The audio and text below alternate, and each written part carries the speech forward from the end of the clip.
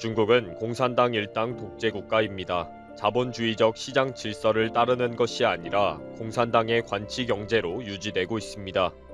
자유와 민주적 절차는 아예 무시당하고 역사 왜곡과 거짓으로 만들어가는 국가입니다. 그래서 절대 정상적인 국가가 아닙니다. 최근 중국의 한국 무시와 도발이 계속 늘어나고 있습니다. 환구시보의 뒤끝 보도와 동학개미들의 분노에 대해 알아봤습니다. 환구시보가 또 한국을 도발하고 있습니다. 환구시보는 중국 정부의 입장을 대변하는 전형적인 관영 매체입니다. 중국 공산당의 기관지인 인민일보의 자매지이며 중국인들을 대상으로 해외 소식을 주로 전하고 있습니다. 최근에는 중국이 최고이다 라는 기조 아래 한국을 계속 무시하고 도발하는 기사를 많이 올리고 있기도 합니다. 지난 10월에는 방탄소년단의 미국 벤플리트상 수상에서 리더인 RM이 한국 전쟁에서 양국이 함께 겪은 고난의 역사를 기억해야 한다 라고 소감을 밝혔다고 시비를 걸었습니다. 중국군의 희생을 무시하는 발언이라는 식으로 문제 제기를 하면서 중국 내 반한국 분위기를 선동했습니다. 지난달에는 중국 파오차이가 국제표준화기구의 표준 인증을 받았다는 기사를 보도하면서 김치 종주국인 한국에는 지옥이라고 보도했습니다. 김치의 원조가 중국의 파오차이라는 것입니다. 절임 배추인 파오차이와 김치는 완전히 다른 것이며 김치가 한국이 원조라는 것은 부정할 수 없는 사실인데도 억지를 부린 것입니다. 당장 한국에서 얼토당토 않는 중국의 억지라는 비판이 쏟아졌고 영국 등 해외 언론들의 지적을 받고서야 중국 정부가 한 발 물러났습니다. 이렇게 김치 논쟁에서 완전히 패배한 환구시보는 한국을 노골적으로 도발하는 기사를 준비해서 30일 보도했습니다. 환구시보의 영문판인 글로벌타임스는 30일 한국에서 수입되는 김치의 80%가 중국의 한 마을에서 온 것이다 라는 기사를 게재했습니다. 이제 환구시보가 영문판으로 다시 한국에 대한 도발을 시도하는 것입니다. 산둥성, 핑두시, 런자오현에서 한국 김치의 80%를 수출하고 있다는 것입니다. 글로벌타임스는 중국 김치는 좋은 품질과 가격으로 한국의 식당과 가정의 식탁까지 진출했다 라고 지적합니다. 특히 지난 12월 초에 중국이 주도한 파오차이 국제표준화기구 등록이 한국 언론에서 시비를 걸었지만 중국 전문가들은 불필요한 소란이라며 반박했고 한국의 의견에 전혀 동의하지 않았다 라고 덧붙였습니다. 결국 파오차이에 대한 뒤끝 기사라는 것을 드러낸 것입니다. 한국이 중국산 김치를 수입하는 것은 필요에 의해서 구매하는 것일 뿐이지 파오차이에 대한 뒤끝 기사로 도발할 내용이 전혀 아닙니다. 중국은 항상 자본주의 시장에서는 당연한 시장의 규모를 믿고 온갖 시비와 배짱, 무례와 전쟁을 일으키고 있는 거죠. 그것도 완전히 수준 이하의 기사와 도발로 말입니다. 그동안 환구시보는 이렇게 한국을 우습게 보는 시비거리를 계속 기사화했었습니다. 지난 16일 환구시보는 이수근이 가짜 중국말로 중국을 조롱했다. 런닝맨에서 대만 깃발을 사용했다. 이효리가 마오를 언급했다. 트와이스의 쯔위가 대만 국기를 방송에서 흔들었다. 황치열이 중국을 무시하는 발언을 했다 등의 내용을 쭉 소개했습니다. 그러면서 왜 한국 연예인들은 중국을 무시하는가 라고 분석하는 기사를 적은 것입니다. 이 기사에 의하면 이수근의 가짜 중국말도 중국을 무시한 것이고 대만 국기를 보여준 것도 중국을 도발한 것이라는 식입니다. 한국의 일거수일투족을 다 감시하면서 마음에 안 든다고 나서는 것입니다. 환구시보는 전문가의 견해에 따라 원인은 한국과 한국인들이 중국에 대해 문화적 열등감을 가지고 있기 때문에 오버를 하고 있다 라고 분석했습니다. 그러면서 한국은 사드 미사일 배치 때문에 아직도 경제적으로 어려워하고 있는데 왜 저렇게 무지하게 나대는지 모르겠다. 한국이 새로운 출발을 하려면 중국 국민의 감정을 상하게 하면 안 된다 라는 식으로 마무리를 했습니다. 또 이 기사는 영문판인 글로벌타임스에도 동시에 게재하면서 한국을 비난하고 도발하는 데 온갖 수단과 방법을 가리지 않았습니다. 이런 기사는 그냥 중국 조폭 집단이 끄적거리며 만드는 쪼가리 신문 같은 수준의 내용입니다. 온갖 트집을 다 잡으면서 공갈 협박으로 결론을 내리고 있으니까 말입니다. 이런 막무가내 식의 보도는 중국 정부의 행태와 동일합니다. 중국 정부가 마음에 들지 않으면 어느 기업이라도 공중분해시키겠다는 식입니다. 특히 알리바바 등 기술 기업들은 이미 뉴욕 증시에 상장되어 있는 등 세계 경제 질서 안에 있는데도 불구하고 망나니 칼을 휘두르고 있는 식입니다. 최근 중국 당국이 알리바바의 마윈 회장의 말 한마디를 트집 잡아서 알리바바 때리기를 하고 있습니다. 마윈은 10월 24일 중국 고위급이 참석한 포럼에서 중국의 금융감독 관행은 전당포 수준이다. 기차역을 관리하는 방식으로 공항을 관리할 수 없다. 과거 방식으로 미래를 관리할 수 없다. 라고 신랄하게 비판했습니다. 그러자 그 이후 홍콩과 상하이 증시에 상장하려고 했던 금융계열사인 엔트그룹의 기업 공개가 갑자기 무산됩니다. 중국 당국은 이제 엔트그룹을 분해시키려고 합니다. 갑자기 알리바바를 타깃으로 한 독점금지법 규제 강화법 초안이 발표되고 지난주에는 알리바바에 대한 반독점 조사가 개시되었습니다. 이런 조폭 같은 결정 때문에 미국에 상장되어 있는 알리바바의 주가는 완전히 곤두박질했고 한국의 동학개미 주식 투자자들까지 큰 피해를 보고 있습니다.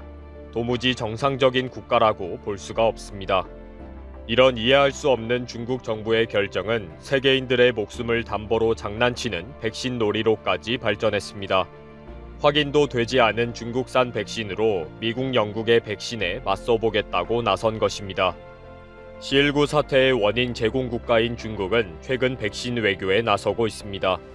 중국은 C19를 처음으로 발견한 국가이며 성공적으로 방역한 모범 국가이다 라는 황당한 궤변으로 원인 제공에 대한 책임을 회피하고 있기도 합니다. 도리어 부유한 국가들이 C19 백신을 독점하고 있다. 중국은 백신을 무상으로 공급하겠다로 나선 것입니다. 현재까지 중국은 전 세계 100개 가까운 국가들과 백신 협정을 체결했습니다. 그러나 중국산 백신 시노백은 임상시험도 끝내지 않았고 실험 데이터도 제대로 공개하지 않은 안정성과 효능이 확인되지 않은 위험한 약물일 뿐입니다. 세계인들의 목숨이 걸려있는 C19 백신을 검증도 되지 않는 중국산으로 외교적으로 이용해보겠다고 마구잡이로 뿌려대고 있으니 어떻게 정상적인 국가라고 하겠습니까? 환구15의 헛소리 보도나 중국 정부의 이런 태도는 불치병이기 때문에 그냥 정상적이지 않다라고 무시하면 될 것 같습니다.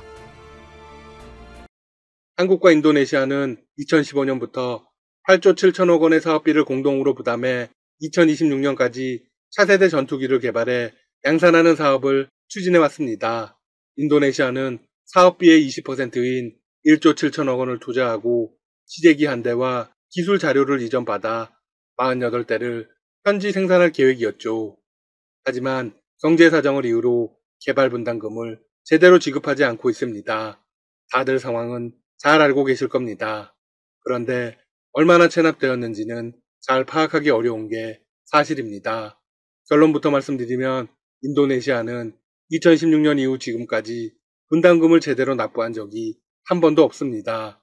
2016년 분담금으로 할당되어 있던 500억 원만 정확하게 납부를 한 것입니다. 하지만 2017년부터 삐걱대기 시작했습니다. 2017년에는 1841억 원 중 452억 원만 냈습니다. 2018년에는 1987억 원 전액을 통으로 연체했습니다. 지난해는 1907억 원 가운데 1320억 원을 지급했으나 올해는 또 납부해야 할 2018억 원은 전액을 미납했습니다. 총 합산 미납액은 6044억 원입니다. 계획 대비 25% 정도만 지불된 것이죠. 상당히 심각한 상황입니다. 인도네시아가 미납하면 어떤 문제가 생길까요? 네, 개발 비용을 전액 한국이 부담해야 하는 상황이 발생합니다. 그러면 한국의 부담이 무척 커지겠죠? 개발하지 않고 미국산 전투기를 도입하는 게 경제적입니다. 인도네시아는 왜 갑자기 비용 납부를 미루는 걸까요? 명확한 이유는 밝혀지지 않았습니다. 다만 다른 꿍꿍이가 있다는 추측만 나오고 있죠. 가장 유력한 것은 인도네시아가 프랑스산 라팔 전투기 도입을 추진 중이라는 것입니다.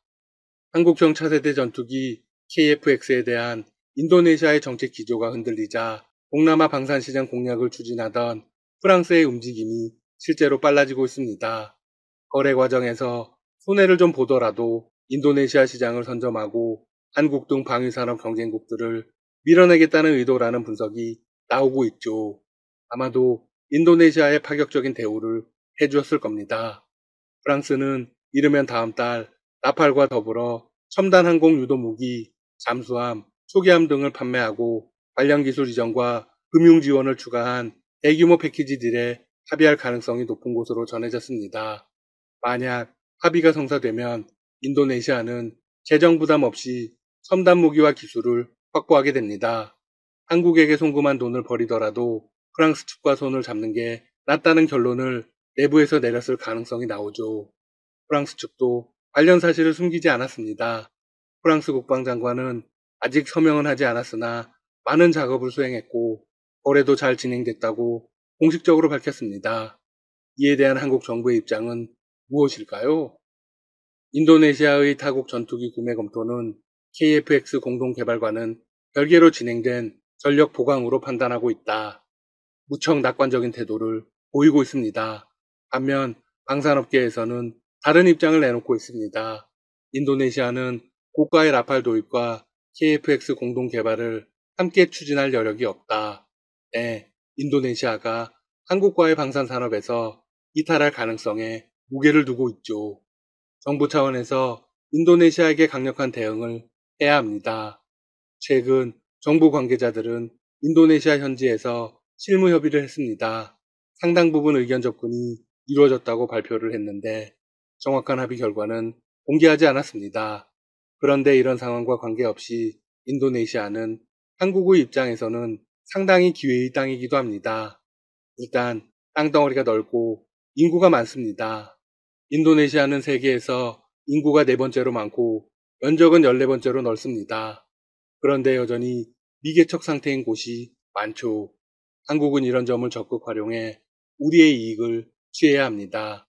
한국의 기업들이 그런 역할을 하기 위해서 속속 인도네시아에 진출하고 있습니다. 지난 30일 한국의 대표적인 에너지 기업인 LG 에너지 솔루션이 대박 소식을 전해주었습니다. 인도네시아와 최근 배터리 산업 협력을 위한 양해각서를 맺었는데 그 규모가 98억 달러, 우리 돈 약 10조 6,388억 원에 달하는 것으로 알려졌습니다. 이는 인도네시아의 고위 간부가 직접 밝힌 것입니다. 외신들도 이 소식을 대대적으로 전했죠. 이번 합의는 전기차 공급망 전반에 대한 투자를 포함하고 있다고 합니다. 또한 LG가 현대차를 비롯한 다른 회사들과 협력할 수도 있다고 덧붙였습니다. 인도네시아 측은 관련해서 이렇게 강조했습니다. 이번 합의로 한국과 인도네시아가 세계에서 처음으로 광산 채굴부터 리튬 배터리 생산까지 전기차 배터리 사업을 통합한 사례가 될 것이다. LG 에너지 솔루션과 인도네시아 측은 지난 18일 서울의 한 호텔에서 배터리 산업 협력 MOU 체결식을 열었습니다. LG는 최근 마그나 인터내셔널이라는 글로벌 자동차 회사와 전기차 관련 합작 법인도 세우기로 했죠. 한국이 인도네시아에서 에너지 및 전기차 사업으로 많은 수익을 거두길 바랍니다. 한국토지주택공사 LH도 인도네시아 공략에 나섰습니다. 지난 18일 현대 엔지니어링과 함께 한국 컨소시엄을 구성해 인도네시아 토카시 복합산업단지 개발 업무 협약을 체결했습니다. 종합단지는 총 400만 제곱미터, 약 121만 평 규모의 주거, 산업, 상업이 연결된 스마트 복합단지로 조성될 예정입니다. 인도네시아는 자국 정부의 적극적인 투자 육성 정책을 바탕으로 저렴하고 풍부한 노동력 및 빠른 도시화 등 강점을 가지고 있습니다.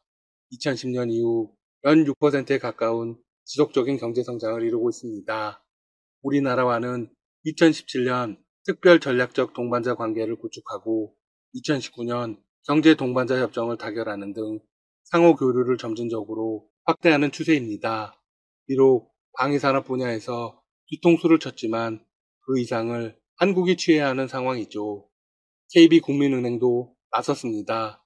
KB는 인도네시아 현지 광고에 방탄소년단 BTS를 기용해 현지 공략에 돌입했습니다. KB는 2018년부터 함께해온 방탄소년단이 나오는 인도네시아 현지 광고를 최근 공개했습니다. KB는 이번 광고 영상에 대해 국민은행이 인도네시아의 든든한 동반자로서 금융이 필요한 모든 곳을 비추는 인도네시아 금융의 별이 되겠다는 담대한 포부를 나타냈다고 설명했습니다.